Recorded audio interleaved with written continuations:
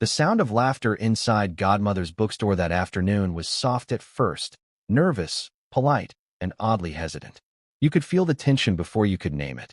There she was, Meghan Markle, Duchess of Sussex, standing beneath warm pendant lights and surrounded by rows of hand-picked books with titles about motherhood, purpose, and authenticity. The scent of espresso and sandalwood candles hung thick in the air. She was dressed immaculately, of course, cream silk blouse, tailored slacks, and that trademark posture that blended confidence with control. Every gesture was rehearsed, every smile calibrated. But what no one expected was how quickly the facade would begin to crumble when a longtime friend refused to play her royal script. Before we continue, please hit the like button, subscribe to the channel, and turn on the notification bell for updates. It began innocently enough. The bookstore event had been billed as a candid conversation about modern womanhood and entertaining with grace. Meghan's team wanted something intimate, small crowd, warm setting, and no reporters allowed unless pre-approved. Cameras from Archwell's in-house team were strategically placed for her upcoming lifestyle project. Everything was meant to feel spontaneous while being quietly choreographed. Until Courtney Adamo opened her mouth. Courtney wasn't just another host. She wasn't a journalist or a sycophantic influencer. She was Meghan's old sorority sister from Northwestern University, someone who had known her long before titles, tabloids, or royal scandals. To those who knew their shared past, this was supposed to be a reunion of sisterhood, a genuine, feel-good moment where Meghan could prove she still had roots. But what came out of Courtney's mouth turned that reunion into something else entirely. She introduced her guest with calm confidence, her voice carrying through the room. "Please welcome my dear friend, Meghan. Just Meghan. Not Her Royal Highness. Not the Duchess of Sussex. Just Meghan." The pause that followed was almost theatrical. Meghan's smile froze, just for half a second, a flicker too quick for the cameras, but long enough for everyone in the room to sense it. Her left hand, resting gently on her lap, tightened ever so slightly. The silence was sharp enough to cut glass. Then, a polite smattering of applause filled the air, more out of discomfort than delight. In that instant, the illusion cracked. For someone else, it might have been nothing. A casual introduction. But for Meghan Markle, whose image had become a global brand, whose sense of self was intertwined with the royal narrative, it was a public dismissal of status. A symbolic dethroning, delivered not by critics or tabloids, but by someone who once shared late-night conversations about dreams and future plans over pizza and cheap wine. And it happened not on a grand stage, but in a quiet California bookstore, surrounded by ordinary people who could feel something shift in the air. Why did this moment matter so much? Because it wasn't about a title. It was about power, validation, and truth. Let's rewind. Meghan's entire post-royal identity had been built on walking the tightrope between humility and royalty. She wanted to be relatable yet revered, ordinary yet untouchable. Every appearance was engineered to remind the world that she was both the girl next door and the Duchess. But that afternoon, with just 2 missing words, that entire balancing act began to wobble. Imagine how that must have felt. You spend years crafting an image of grace under pressure, only for someone who once saw you without makeup, in sweatpants and college hoodies, to strip away the veneer with one line. Courtney didn't need to insult Meghan. She simply refused to acknowledge the performance. What's fascinating is how Meghan reacted, or rather, how she didn't. She smiled, of course, the kind of smile that hides panic under perfection. She laughed softly, as though amused by the oversight. "Oh, Courtney," she said, placing a manicured hand on her heart. "You always keep me humble." The crowd laughed politely, but Courtney didn't laugh. She simply nodded, eyes steady, expression unshaken. It wasn't rudeness. It was intention. There was no malice, no mockery, just quiet conviction that friendship doesn't need ceremony. And that silence after the laughter. Oh, that silence. It was heavy, strange, filled with unspoken history. You could feel the cameras shift slightly, the crew exchanging uncertain glances. The PR manager standing at the back clutched her notepad tighter. Everyone could sense that something unscripted had just occurred, and Meghan Markle had no script ready for it. But why does a simple refusal to use a title matter in a world so obsessed with authenticity? Because in Meghan's world, image is everything. Titles aren't just words. They're shields, power symbols, currency. The word Duchess has been her armor since the day she left the palace. It gave her an air of authority, an aura of legitimacy in Hollywood circles that otherwise viewed her as an actress turned outsider. Strip that away, and she's just Meghan again. Ambitious, charming, controversial, and vulnerable. And Courtney knew that. To understand why this moment stung so deeply, you have to know what came before it. Meghan and Courtney were once inseparable. Back at Northwestern, Meghan was known for her charisma, always the one with a plan, the one who wanted to make it big. Courtney, on the other hand, was grounded, creative, and fiercely genuine. While Meghan dreamed of screens and spotlights, Courtney dreamed of simplicity, traveling with her family, raising her children with intention, running a small, ethical lifestyle brand. They had taken different roads, but both had carved out their own version of success. So when they reunited, it was supposed to be symbolic. A merging of worlds, two women empowering each other in public. Instead, it became a quiet act of rebellion. Observers later said that Courtney's introduction was no accident. Those who know her described her as intentional, deliberate, someone who doesn't use words carelessly. To call Meghan simply "my friend Meghan" was to remind the audience that titles don't define worth, that authenticity can't be branded. And perhaps, deep down, Meghan understood that too, because her smile never fully recovered that afternoon. Now, imagine watching this unfold as a bystander. You came expecting to see Meghan Markle dazzling the room, radiating confidence, sharing her approach to entertaining with warmth. Instead, you're watching a tension-filled exchange between two women who once called each other sisters. You're hearing politeness laced with quiet defiance. And you're feeling something more powerful than gossip. It's human truth unfolding in real time. Courtney's bookstore, Godmothers, was never meant to be a royal stage. It was a place where people came to discuss books, ideas, and life lessons, not hierarchy. And yet, the air that day was thick with hierarchy undone. As Meghan spoke about hosting with heart, her voice trembled slightly at first. She regained rhythm, but her tone carried the weight of something personal. Her anecdotes about letting people in sounded rehearsed, almost mechanical. Courtney nodded along but didn't interject, letting Meghan fill the silence. But every time Meghan referred to herself in the third person, as a duchess, I believe, the audience's reactions grew more muted. It was as though the spell was breaking, and everyone could see the invisible crown for what it was: imagined, fragile, unnecessary. At one point, a young woman from the audience asked a question that would only make things worse. "Do you ever miss being part of the royal family?" Meghan hesitated, eyes flicking toward Courtney. "You never stop being part of something that shaped you," she answered. It was poised, diplomatic. But Courtney's subtle half-smile in that moment said more than words could. It wasn't cruel. It was compassionate in a way that revealed distance. A friend who once knew her too well to believe the performance. And then came the moment Meghan tried to recover control. She reached for her tea, laughed softly, and said, "Courtney, you remember the old days. We used to dream about this kind of life." Courtney replied quietly, "We dreamed about being happy, Meghan, not famous." The crowd chuckled awkwardly, but Meghan didn't. She blinked, smiled tightly, and turned back to the audience. That was the moment the emotional line was drawn. Behind the scenes, Meghan's team immediately began drafting a narrative. Within hours, lifestyle blogs were asked to describe the event as heartwarming and authentic. But those who had been in the room knew the truth. It had been tense, unfiltered, and unforgettable. What was meant to be a small, friendly conversation had become a metaphor for Meghan's public struggle, trying to appear down-to-earth while clinging to titles that separate her from everyone else. What's more, the audience wasn't fooled. Later, snippets of the event leaked online. One short clip showed Meghan's frozen reaction to her introduction, and it quickly spread across social media. Hashtags like #JustMeghan and #NoDuchess began trending.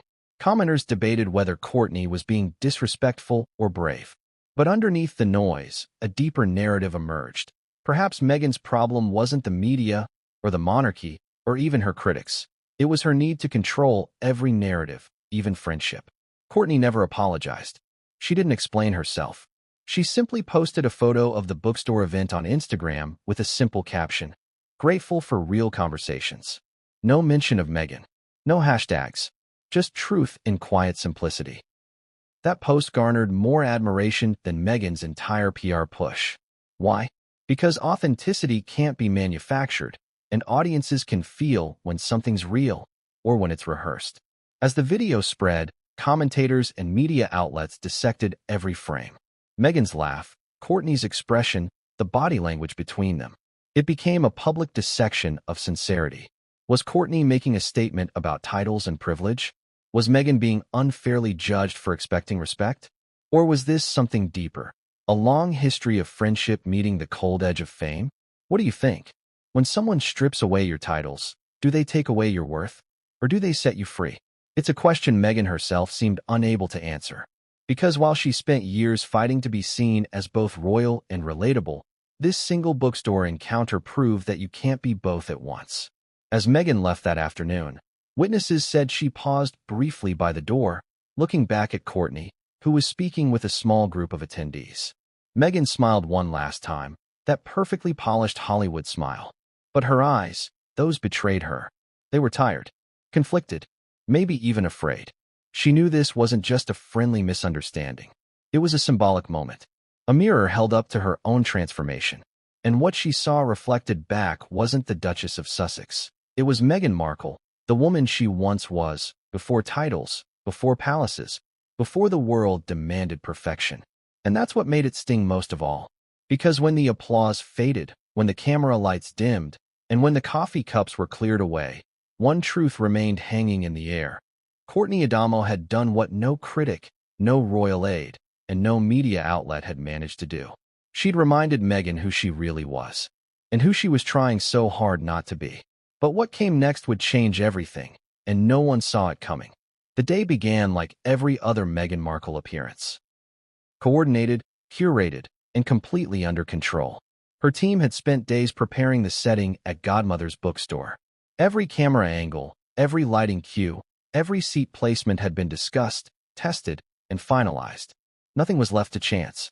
Meghan's stylist had arrived early to ensure her blouse caught just the right amount of soft reflection from the hanging lights.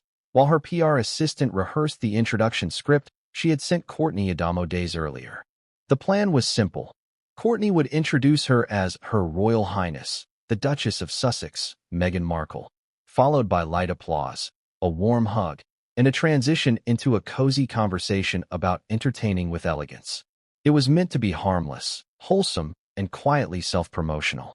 But as the saying goes, plans mean nothing when real life walks in. Courtney Adamo was known for her calm presence. She didn't need to command a room. She just existed in it with quiet grace. Dressed in a simple linen dress and minimal makeup, she contrasted sharply with Meghan's deliberate glamour. When Meghan arrived, Courtney greeted her warmly but with an unmistakable distance. Two friends meeting after years apart, united by nostalgia, but divided by everything that had happened since. And yet, no one could have predicted that Courtney's introduction would alter not only the tone of the event, but the public perception of Meghan Markle herself. As the bookstore lights dimmed slightly, Courtney stepped to the microphone and smiled at the small audience.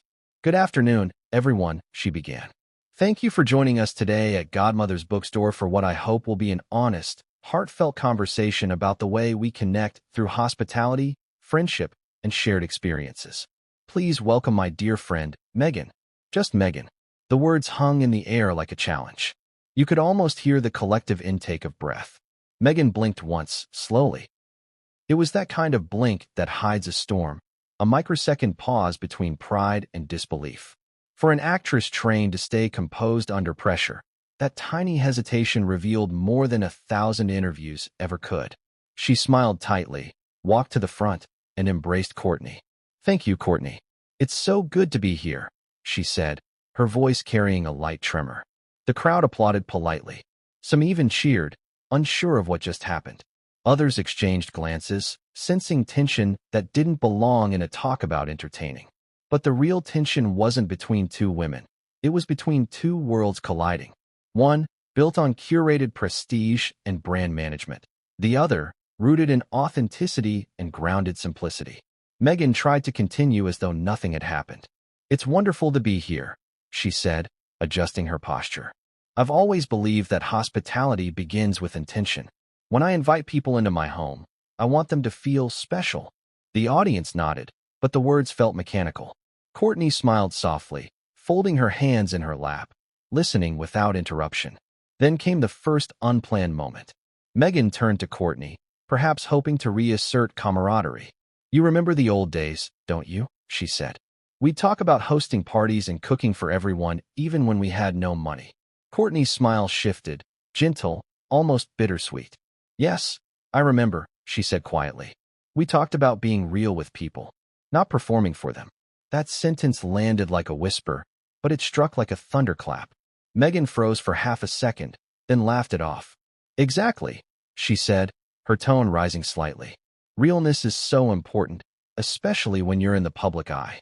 The irony didn't go unnoticed. You could feel the discomfort ripple through the crowd. From that moment, the rhythm of the event shifted. Meghan's rehearsed monologues about her approach to entertaining sounded polished but hollow. She spoke about candlelight dinners, guest curation, and the beauty of mindful gatherings, but her words floated like scripted dialogue rather than heartfelt advice. Courtney nodded along, offering quiet affirmations, but never once indulged the grandeur. About 20 minutes in, the first awkward audience question came.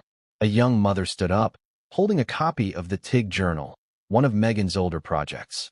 "Meghan," she asked, "what's your biggest lesson about balancing authenticity and ambition?" For a brief moment, Meghan seemed caught off guard. Her eyes flicked toward Courtney again, searching for solidarity. "I think," she said slowly, "the key is to remain gracious. No matter what's said about you, no matter what's taken from you, you hold on to your identity." She smiled, her tone deliberate, as if rehearsing a line meant for headlines. "Titles come and go. What matters is who you are inside." It was a perfect answer, until Courtney leaned slightly toward her microphone and said softly, "Then maybe we shouldn't need titles at all." The silence that followed was deafening. Meghan's smile faltered. Her breathing quickened just enough for the cameras to pick up the shift. For a split second, she looked like she wanted to respond, but she didn't. She laughed again, forced polite. "Touché," she said. "You always know how to keep me honest." Courtney replied, "That's what old friends are for." Old friends. Two words loaded with history. There was no hostility in Courtney's tone, but there was truth, and that truth made Meghan visibly uncomfortable. What was supposed to be a friendly discussion was unraveling into a symbolic unmasking. Those who were there said you could feel the emotional temperature drop. Meghan's charm, usually her weapon of choice, wasn't landing. It wasn't that people didn't like her. It was that they suddenly saw through her. To keep things moving, Meghan switched gears. She began describing her signature dinner rituals, matching plates, scented candles, carefully curated guest lists. But the more she spoke, the more detached she seemed from her own narrative. It was as though she was trying to convince herself of her own authenticity. Courtney listened patiently, occasionally smiling, but never feeding the illusion. Every time Meghan said, "as a Duchess," the air grew heavier. By the halfway point, even Meghan's PR manager looked uneasy. There was something raw unfolding, something that no amount of spin could polish. Then, a child from the back of the room, a girl no older than 10, raised her hand. "What's a duchess?" she asked. The room chuckled gently, but Meghan hesitated again. "It's a title given by the royal family," she said. "It's an honor." The girl frowned. "Like a princess?" Meghan nodded. "Sort of." Courtney smiled kindly at the child. "It's like being recognized for who people think you are," she said. "But sometimes the best title you can have is your name."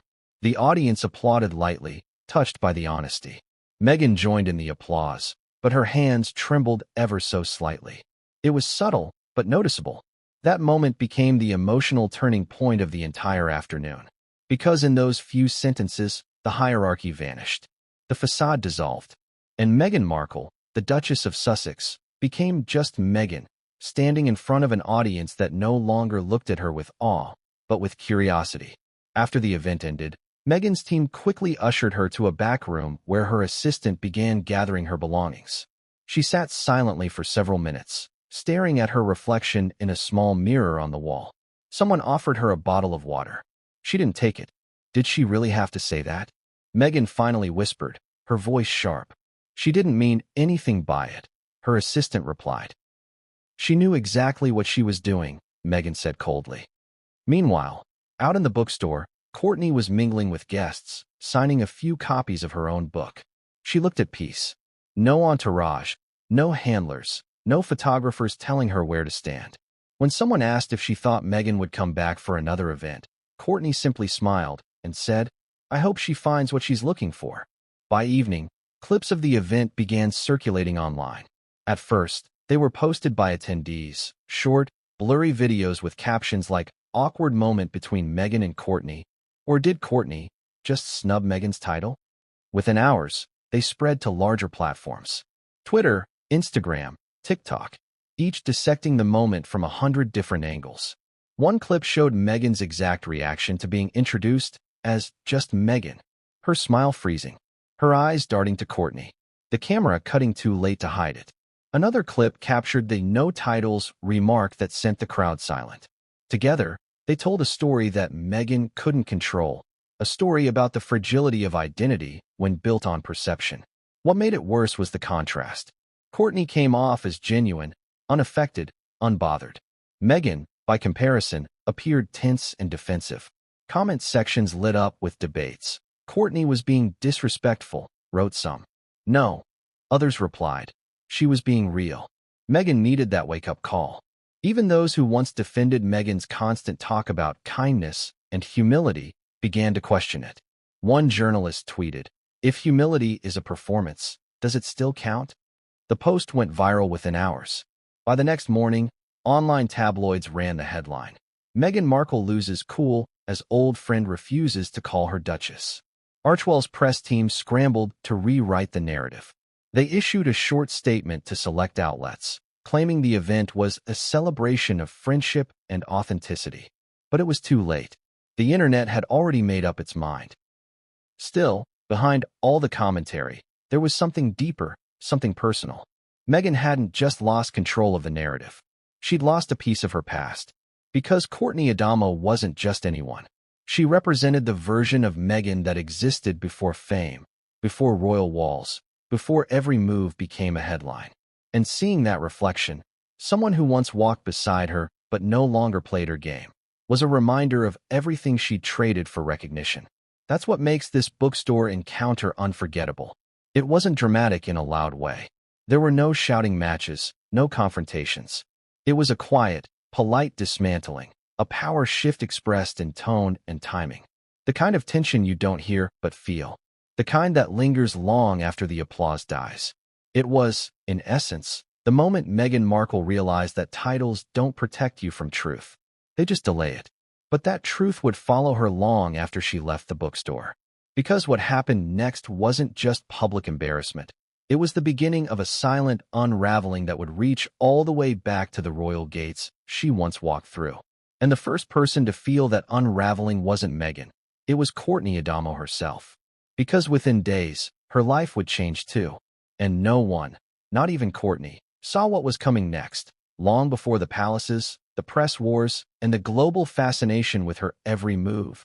Meghan Markle was simply a college student at Northwestern University, majoring in international studies and theater. She wasn't Her Royal Highness. She wasn't even Meghan Markle, actress. Back then, she was Meg, confident, curious, and already learning how to navigate social circles with precision. And that's where Courtney Adamo came in. It was the late 1990s, a different world entirely. The internet was young, social media didn't exist, and reputation was built face-to-face, not through hashtags or headlines. Meghan and Courtney met at a Sigma Kappa sorority event. A casual mixer, loud music, red plastic cups, and the usual college chaos. Meghan had this magnetic energy, the kind that made people listen when she spoke. Courtney was quieter, more observant. She didn't need to be the center of attention. She preferred to read people, to understand them. When they first met, they couldn't have seemed more different, and yet, that's what made the friendship click. Meg was ambitious. Courtney would later tell a classmate. But not in a bad way, at least not then. She knew she was meant for something bigger. She just didn't know what it was yet. The two quickly became close. They shared study sessions, gossip about professors, and long nights walking across campus under the glow of street lamps, talking about dreams, heartbreak, and who they wanted to become. Meghan wanted to act, but she also wanted influence, a platform. "I want to use my voice," she used to say, "but I want people to listen." Courtney would smile and say, "Then maybe you should focus on having something worth saying first." It wasn't criticism, it was advice. The kind only a real friend could give. Those early years were filled with laughter and discovery. They cooked cheap pasta together in the shared dorm kitchen, planned spring breaks they couldn't afford, and practiced interviews for imaginary jobs. Meghan had a notebook full of quotes she loved, lines from Maya Angelou, Toni Morrison, Eleanor Roosevelt. She'd highlight them and read them aloud, almost like affirmations. One day, she told Courtney one night, "People will quote me like this." Courtney laughed. "Then don't forget to be quotable for the right reasons." Their dynamic was simple. Meghan brought energy and vision. Courtney brought grounding and perspective. They balanced each other.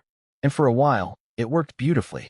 They supported each other through breakups, tough classes, and the early chaos of young adulthood.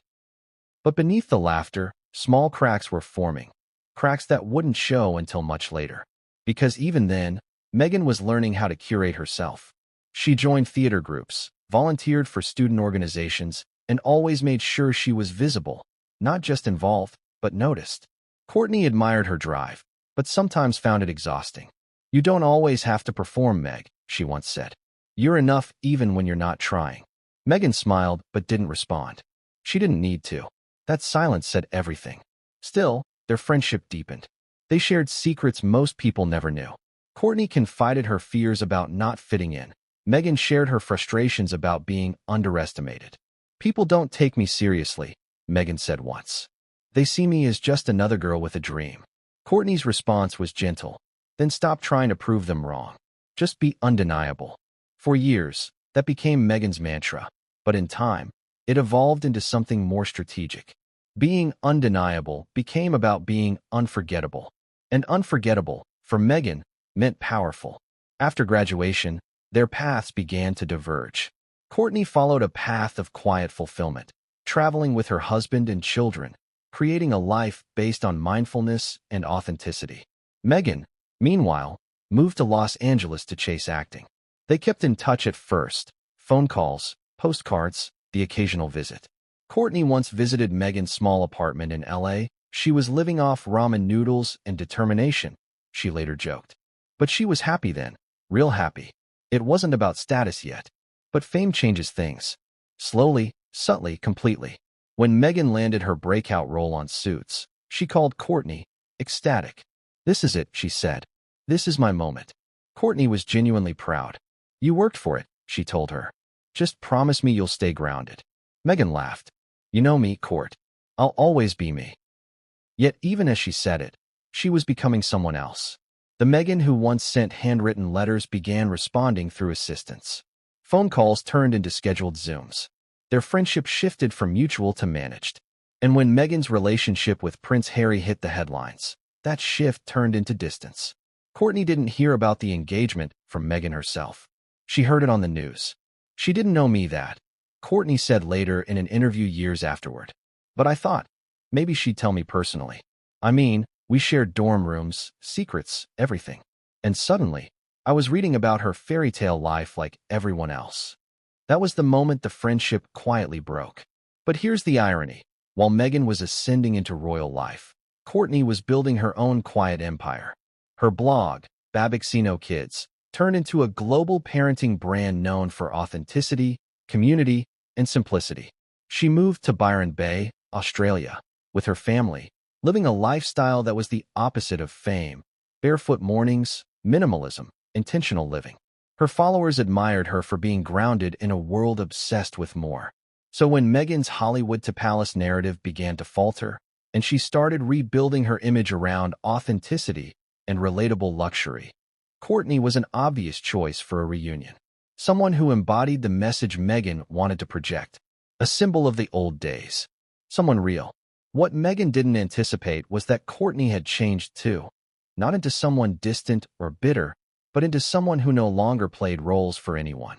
When Meghan's team reached out about collaborating on a bookstore event, Courtney agreed, cautiously. She wasn't interested in spectacle.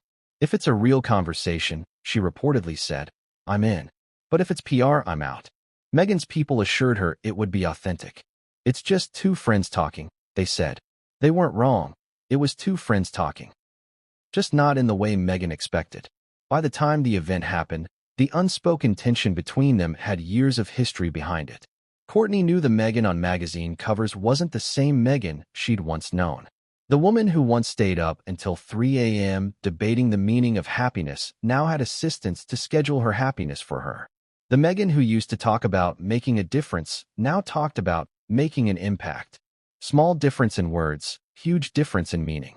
Courtney had watched from afar as Meghan's world became increasingly performative. The speeches about compassion that came with sponsored photo ops. The candid interviews that were anything but. The trademark phrases about service that sounded memorized. And though she never publicly criticized Meghan, she also never joined the chorus of defenders. When asked about her old friend in past interviews, she always gave the same diplomatic answer. We had wonderful times together in college. Life takes people in different directions. So, when Meghan walked into Godmother's Bookstore expecting loyalty, what she found instead was truth. It's ironic, isn't it? The woman Meghan once confided in became the mirror she could no longer face. And when Courtney refused to call her Duchess, it wasn't just about rejecting a title. It was about rejecting a version of Meghan that no longer existed. To understand how much this moment hurt Meghan, you have to imagine it through her eyes. Here was someone from her past, someone who knew her before the fame, before the filtered perfection, standing in front of her and saying, in essence, I don't recognize you anymore. That's not just a social snub. That's an identity crisis wrapped in politeness. After the event, Meghan's team privately reached out to Courtney, thanking her for participating. Courtney responded with a short, courteous email. Thank you for inviting me. It was memorable. Nothing more. No warmth. No inside jokes. Just finality. Within days, speculation swirled online that the two had fallen out. People started digging into their college days, unearthing old photos and stories that painted a picture of two women whose paths diverged not because of betrayal, but because of evolution. And maybe that's the saddest part. They didn't stop being friends because of hate. They stopped because of difference. Still, Courtney's quiet rebellion, that refusal to call Meghan Duchess, was her way of reclaiming something that fame had stolen from both of them: honesty. In interviews afterward, acquaintances described Courtney as unshaken. She wasn't trying to humiliate Meghan, said one source. She was just being herself. If she had said Duchess, it would have felt fake. And Courtney doesn't do fake. But for Meghan, it was personal. She embarrassed me, Meghan reportedly told someone close to her. She could have shown respect. But what Meghan didn't realize was that Courtney had shown respect, not for her title, but for her truth. Because real respect isn't about flattery. It's about honesty. And sometimes, honesty hurts most when it comes from the people who once knew you best. This chapter of their friendship, from sisterhood to silence, explains everything about that infamous bookstore moment. It wasn't random. It wasn't cruel. It was the inevitable collision of two lives that once ran parallel but now moved in opposite directions. One chasing admiration, the other seeking peace. So when Courtney said, "My friend Meghan," she wasn't just introducing a guest. She was, in her own quiet way, reminding the world who Meghan really was, before palaces, before press, before she became a symbol instead of a person. And that's what made the silence that followed so powerful. It wasn't awkwardness. It was truth reclaiming its place in the room. But as the headlines spread and Meghan's PR machine began working overtime to contain the fallout, another layer of the story started to surface. One that even Meghan's most loyal supporters couldn't spin away. Because this wasn't the first time a friend had pulled away. This was part of a larger pattern, a history of relationships fractured by image, ambition, and control. And the next friend to speak out would leave Meghan's world shaking even more. What came next wasn't just a story about friendship lost. It was the beginning of Meghan Markle's unraveling from within. You can't play two roles forever without one of them breaking. And for Meghan Markle, that breaking point came the moment she realized that being adored and being authentic are rarely the same thing. For years, Meghan had built her life around precision. The perfect quote, the perfect pose, the perfect message. Every gesture was intentional, every photograph curated to say something. Power, compassion, elegance, control. But what most people never saw was the constant tug-of-war beneath that polish. The private struggle between Meghan, the human being, and Meghan, the persona. The real Meghan versus the royal one. It wasn't always this way. In her early years of fame, there were flashes of genuine charm, a warmth that came naturally before the world turned her every move into a headline. But as the cameras multiplied, so did the armor. And that armor eventually became the costume she couldn't take off. By the time she became Duchess of Sussex, Meghan wasn't just a person anymore. She was a brand. Every outfit was a message. Every speech a campaign. Every silence a strategy. What she once did instinctively, smile, listen, connect, now came with media coaching, approval scripts, and security briefings. And the tragedy? The more she tried to appear real, the more artificial she began to feel. The palace didn't help. It demanded perfection, not emotion. The moment Meghan entered royal life, she learned a cruel rule. Sincerity must be polished, grief must be graceful, and ambition must be hidden behind charity. She once said in an interview, "I didn't realize they wanted me to be invisible." But what she didn't mention was that she soon learned to weaponize that invisibility, to use her silence to create mystery, her mystery to create power. But power built on perception is fragile, because perception shifts faster than loyalty. That's why the Godmothers Bookstore incident hit so deeply. When Courtney Adamo called her "my friend Meghan," she wasn't just stripping away a title. She was revealing what Meghan had worked so hard to conceal, the human behind the brand. The one who wasn't always gracious, who sometimes snapped at assistants, who needed validation as much as she denied it. The one who wanted to be loved without conditions, but couldn't stop performing to earn it. And that's the contradiction that defines Meghan Markle's public image. The paradox of a woman who preaches authenticity while living in permanent defense mode. Ask yourself this. Can someone truly be authentic when every word is filtered through a team of strategists? When every spontaneous gesture is rehearsed? When vulnerability is planned weeks in advance for a podcast or a documentary release? It's not cruelty to ask. It's truth. There's an old Hollywood saying, "Fame reveals, it doesn't change." But for Meghan, fame didn't just reveal, it rewrote. Her kindness, which once felt natural, became performance art. Her confidence turned into control. Her self-awareness hardened into self-protection. And little by little, the Meghan who once laughed with Courtney in dorm rooms vanished under the Duchess's diamond-polished smile. People noticed, especially those closest to her. One former friend, who worked with Meghan briefly in Toronto during her Suits years, once said, "She was magnetic, but there was always a script running behind her eyes." Even when she was laughing, you could tell she was measuring how that moment might look later. That observation says everything. Meghan doesn't just live her life.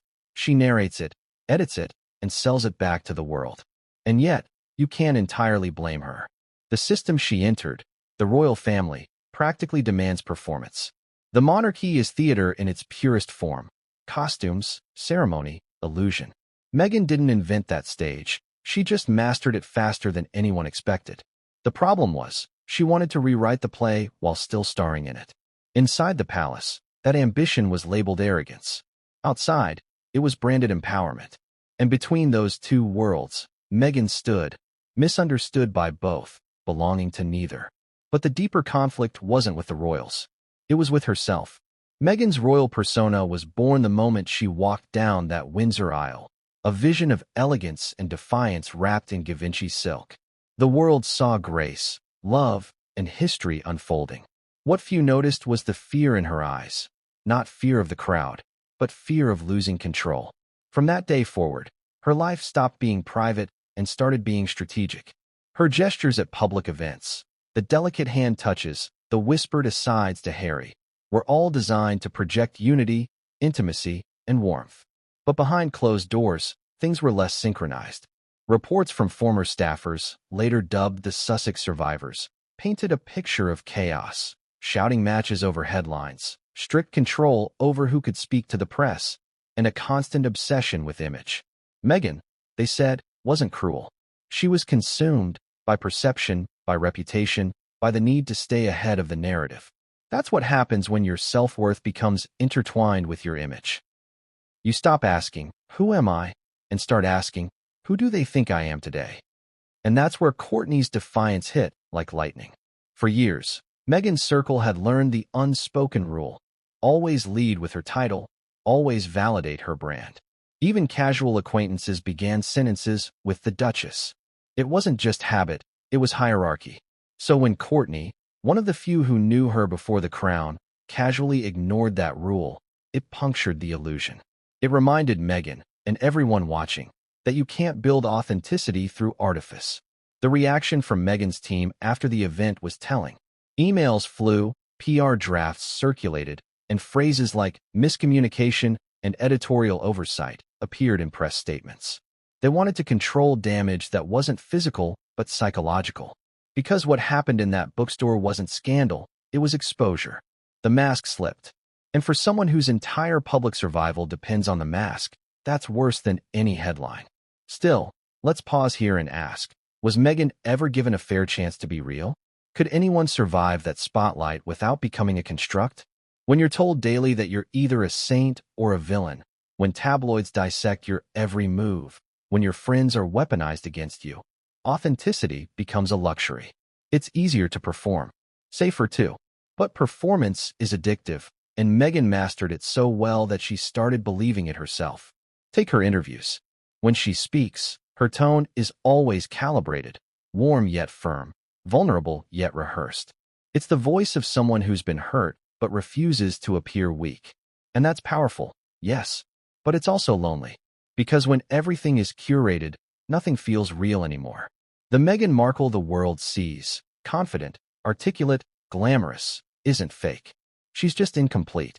The real Meghan, according to those who've seen glimpses, is far more complex. Intelligent but insecure, empathetic but controlling, charming but calculating.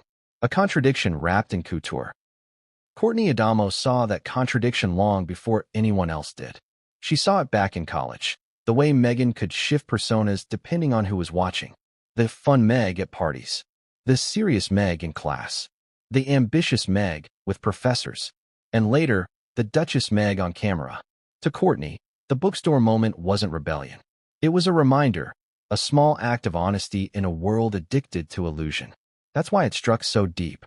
Because authenticity, once lost, is almost impossible to regain.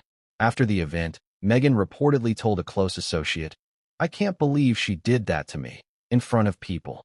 But what Meghan didn't realize is that Courtney wasn't doing something to her. She was doing something for herself. Refusing to participate in someone else's performance is its own act of courage. And for Meghan, courage had always meant control. But that's the paradox. Control doesn't equal power. It only equals pressure. Over time, the strain of maintaining two identities, the relatable woman and the royal duchess, began to show. Meghan wanted to be admired for her kindness, but envied for her status. She wanted to be loved for her vulnerability, but feared for her influence. And when those worlds clashed, she often chose the one that looked better on camera. That's why the world's fascination with Meghan has never been purely admiration or hate. It's intrigue. She's not just a celebrity, she's a mirror. People project their own struggles with identity, success, and self-worth onto her. She represents every person who's ever tried to reinvent themselves, and every person who's ever lost themselves in the process. The tragedy is, Meghan seems to know this. And yet, she can't stop. She's both the director and the actor in her own life story, constantly rewriting scenes that no longer fit the narrative. But no matter how many edits she makes, reality keeps bleeding through. That bookstore moment with Courtney was one of those unscripted leaks, a small tear in the fabric of the myth. Because when Meghan's friend refused to call her Duchess, it wasn't just an omission. It was a revelation. It told the world, here is a woman who has built her empire on image, but even her oldest friend can no longer see the person beneath it. And the world noticed. After the video of that exchange went viral, public sentiment shifted again. Some defended Meghan passionately. She's earned her title. Courtney was disrespectful.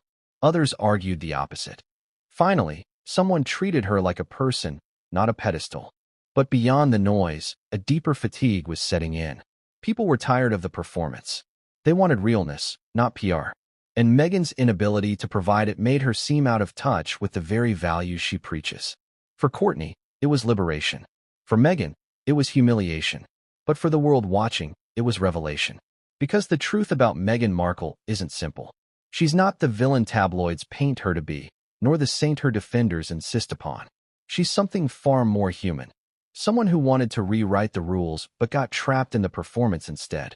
And as the cracks in her royal persona widened, the real Meghan, the one she's been trying to bury, began clawing her way back to the surface. The only question left is this: when the mask finally falls, will the world embrace the woman underneath or turn away? That question wouldn't stay theoretical for long. Because just as Meghan began regrouping after the bookstore embarrassment, something else happened. Something that made her lose control of her own story once again. It didn't come from Courtney this time. It came from inside her own camp. And when it hit harder than any friend's silence ever could. Sometimes, the loudest truth is spoken in silence. And no one embodied that silence better than Courtney Adamo. After the Godmothers Bookstore event, the headlines were predictably loud. Meghan's PR team did what they always did: flood the internet with distractions. Glossy photos, new charity angles, a subtle leak about an upcoming project. But for every carefully timed press release, there was one name that refused to fade: Courtney's. She didn't give interviews. She didn't defend herself. She didn't explain why she'd refused to call Meghan Duchess. And that very restraint made her more powerful than any PR statement ever could. Because silence invites interpretation. And in the age of noise, silence is rebellion. The irony? Courtney didn't set out to embarrass Meghan. Those who knew her said she'd been nervous before the event, pacing the tiny office at the back of Godmother's Bookstore. She'd rehearsed her introduction several times. Not because she was unsure of her words, but because she wanted to say them naturally, not perform them. "My dear friend, Meghan," she'd repeated quietly, like a mantra. She meant it, sincerely. To her, that wasn't a slight. It was honesty. But in Meghan's world, honesty that doesn't flatter feels like betrayal. When the clip went viral, the internet did what it always does. It picked sides, weaponized screenshots, and built entire narratives out of micro-expressions.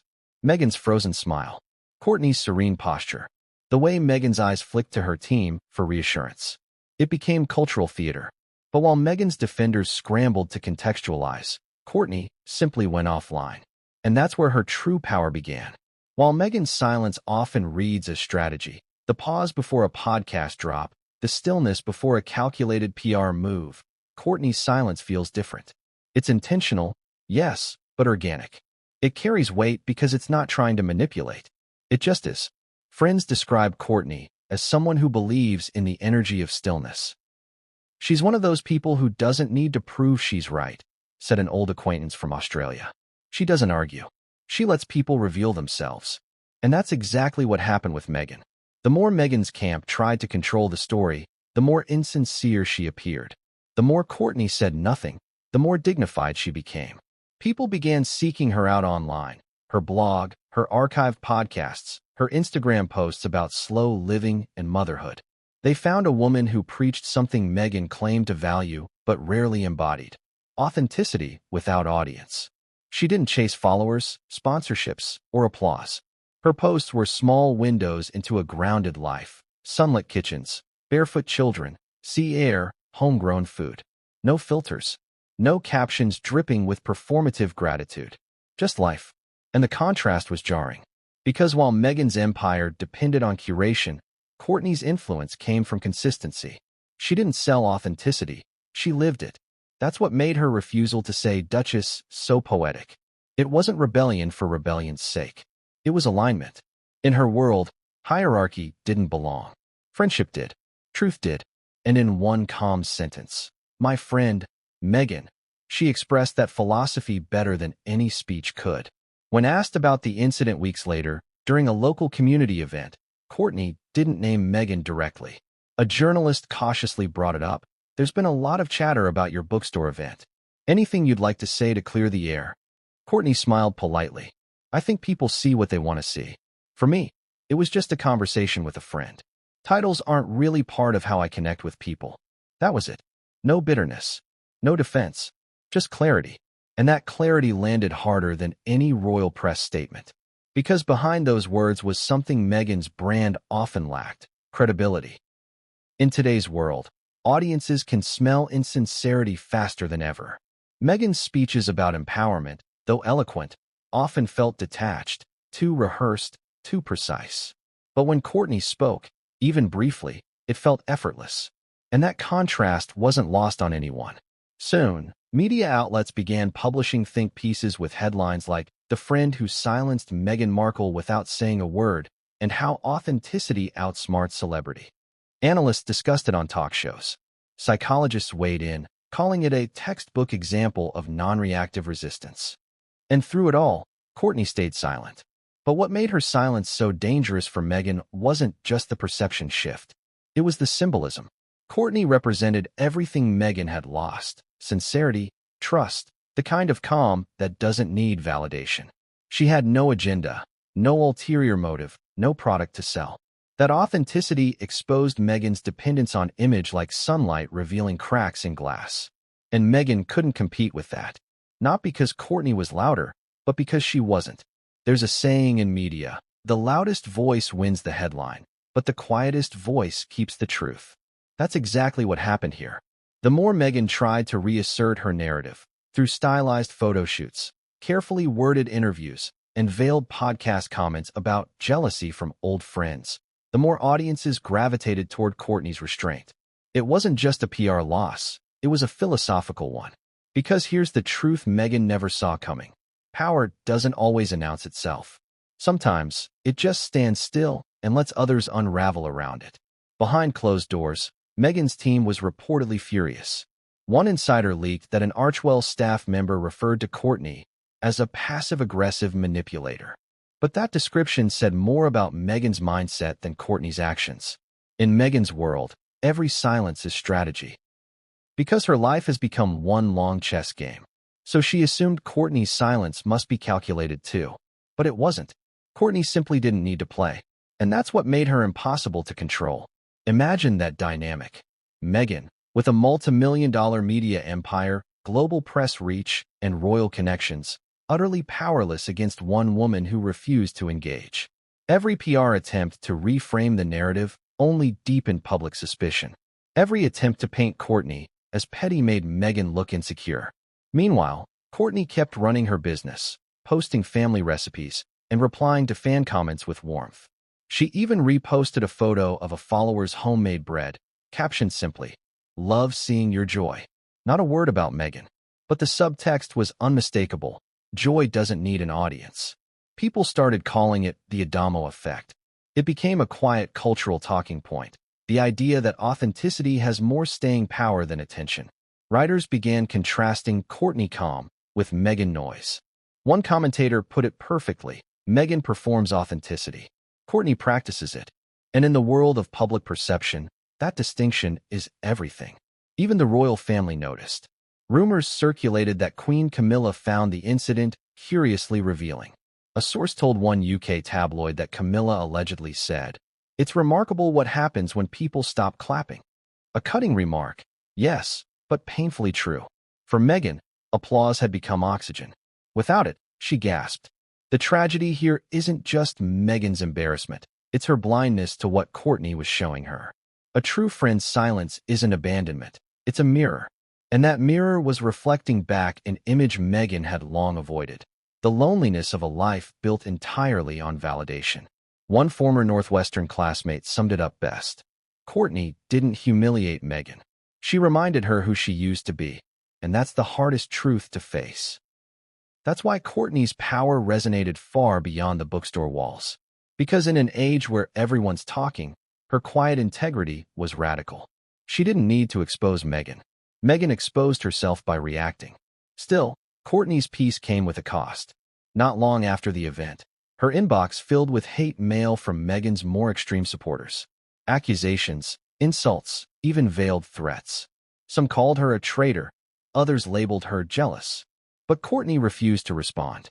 Instead, she posted a quote on her Instagram story from Rumi: "The quieter you become, the more you can hear." It was the perfect response, not defensive, not vengeful, just wise. And with that, she reclaimed the narrative once and for all. What made this moment so deeply symbolic wasn't just about Meghan or Courtney. It was about the growing divide between image culture and human connection. Meghan represented what so many modern celebrities chase, the illusion of being adored. Courtney represented what so many people crave, the freedom of being real. And audiences felt that contrast viscerally, because deep down, everyone's tired of the performance. Every day, we scroll past hundreds of polished lives, filtered happiness, captioned perfection, and wonder why it all feels hollow. Courtney's calm defiance reminded people that authenticity doesn't require branding, that humility doesn't need hashtags. And that, ironically, is what made her win the public without even trying. For Meghan, however, that loss was existential. Because when authenticity wins, artifice dies. And Meghan couldn't afford that death. Behind closed doors, she began working overtime to recover. Her team reached out to new, influential female allies for public collaborations, women who could echo her narrative of empowerment and authentic friendship. But none of it landed. Everything felt staged. The world had already seen behind the curtain, and the woman who once controlled the story was now chasing it. Courtney didn't take her down with words. She took her down by existing, unbothered, unpretentious, and uninterested in playing roles. That's the real power of silence. It exposes who's desperate to fill it. In the months that followed, Meghan's world grew noisier. More interviews, more sources, more leaks. Courtney's, meanwhile, grew quieter, more grounded. The contrast became poetic, the actress searching for a stage, and the friend who walked away from one. And yet, somewhere beneath Meghan's frustration, there was something else. Something close to envy. Because deep down, she must have known that Courtney had what she'd lost. Peace. The kind that can't be bought, performed, or photographed. But that envy wouldn't stay quiet for long. It began to surface, subtly at first, through Meghan's words, her tone, her interviews.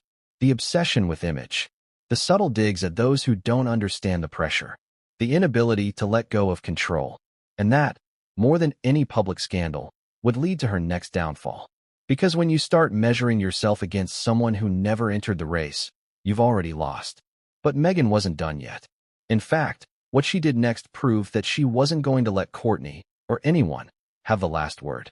And that next move would spiral into something far bigger, far darker, and far more revealing than anyone imagined. Sometimes, a phrase becomes a movement without anyone meaning for it to happen.